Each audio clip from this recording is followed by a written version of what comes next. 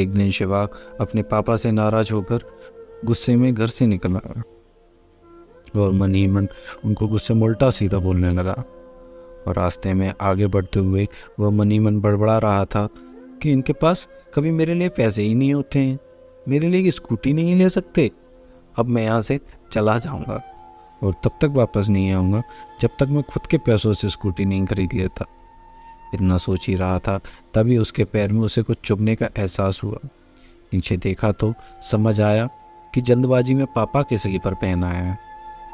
उस स्लीपर में कील उभरी हुई थी जो उसके पैर में बार बार चुभे जा रही थी और उससे पैर में घाव हो रहा था। लेकिन उस समय गुस्सा अधिक था तो वह आगे बढ़ गया।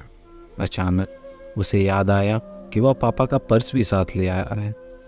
उसके दिमाग में एक ख्याल आया, क्यों ना आज पापा का पर्स चेक किया जाए, जैसे आज तक उन्होंने किसी को नहीं देखने दिया था। पता नहीं कौन से हीरे जवाहरात छुपा रखे थे इस पर्स पर जो किसी को छूने ही नहीं देते थे। जब मैंने पापा का वह पुराना पर्स खोलकर देखा तो उसमें पैसे तो नहीं थे, लेकिन पैसों की जगह पर एक छोटी सी डायरी रखी हुई थी। तब मैंने सोचा, अरे तो यहाँ खजाना छुपा रखा है। मैं समझ रहा था कि यहाँ पापा ने लिखा होगा किससे कितने पैसे लेने हैं और किसको कितने पैसे दिए हैं, लेकिन मैं गलत था। जब मैंने उस छोटी सी डायरी का पहला पेज खोलकर देखा तो वहाँ पर जो लिखा था उसने मेरे होश उड़ा दिए। डायरी में जो लिखा था उसे पढ़ने के बाद मेरे चेहरे से सारा गुस्सा गायब हो गया और मैं वहीं खड़ा का खड़ा रह गया, क्योंकि डायरी में वैसा कुछ नहीं था जैसा उसने सोचा था। वहाँ पर पैसे का हिसाब लिखा था जो अलग अलग कामों के लिए अलग अलग लोगों से उधार लिए गए थे।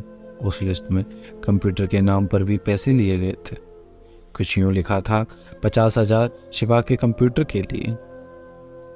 यह वही कंप्यूटर था जिसे शिवा आज भी यूज़ कर रहा था, लेकिन उसे यह पता नहीं था कि उस कंप्यूटर को खरीदने के लिए पैसे कहाँ से आए थे, लेकिन आज पता चल रहा था। उसे आज भी याद है जब उसने पहली बार कैमरे के लिए जिद की थी, जो उसके पापा ने उसे 2 हफ्ते बाद उसके बर्थडे पर ला कर दिया था, जिसे देखकर वह बहुत खुश हुआ था। और उसे खुश देखकर उससे कहीं ज़्यादा अगर कोई खुश था तो वह थे पापा।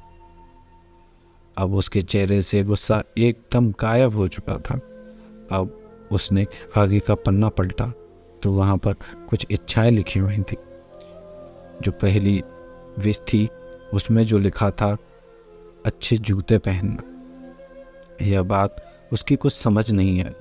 तभी उसका पाँव अचानक सड़क पर भरे हुए पानी पर जा पड़ा और तभी पाँव में कुछ गीलापन महसूस होने। जब उसने स्लीपर उतार कर देखा तो उसका तला टूटा हुआ था। यह देखकर डायरी में लिखी बात उसे याद आ गई। तभी उसे माँ पापा की कई बातें भी याद आ रही थी कि कैसे माँ जब कहा करती थी पापा से, अब तो स्लीपर पुराने हो गए हैं, नए ले लीजिए, तो पापा अक्सर कहकर टाल दिया करते थे, स्लीपर अभी और चलेंगे, अभी कुछ दिन पहले ही तो लिए थे। मुझे आज समझ आ रहा था कि कितने दिन और चलेंगे।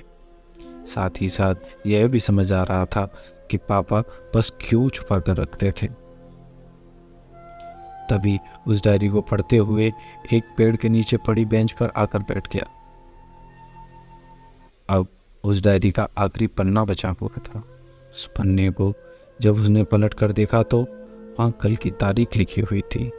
तारीख के नीचे लिखा हुआ था 50,000 रुपये स्कूटी के लिए। इतना पड़ा वह दिमाग मानो सुन्न हो गया। अब उसके मन में कोई शिकवा गिला नहीं बचा था, बस आंखों से आंसू चले आ रहे थे। उसे आज तक नहीं पता तब वह क्यों रोए जा रहा था। अब वह जल्दी से घर की तरफ भागा, लेकिन स्लीपर की वह कील पाँव में अब तक घाव बनाने में कामयाब हो चुकी थी। शिवा ने उन स्लीपर को रास्ते में ही निकाल कर फेंक दिया और भागते लड़खड़ाते हुए घर जा पहुंचा, लेकिन पापा घर पर नहीं थे। वह समझ गया वह कहाँ गए थे।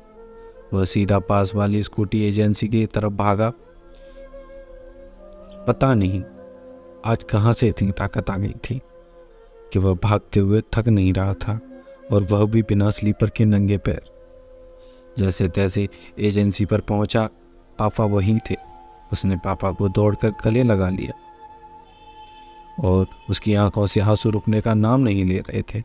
पापा समझ नहीं पा रहे थे आखिर हो क्या रहा है, वह क्यों रो रहा है।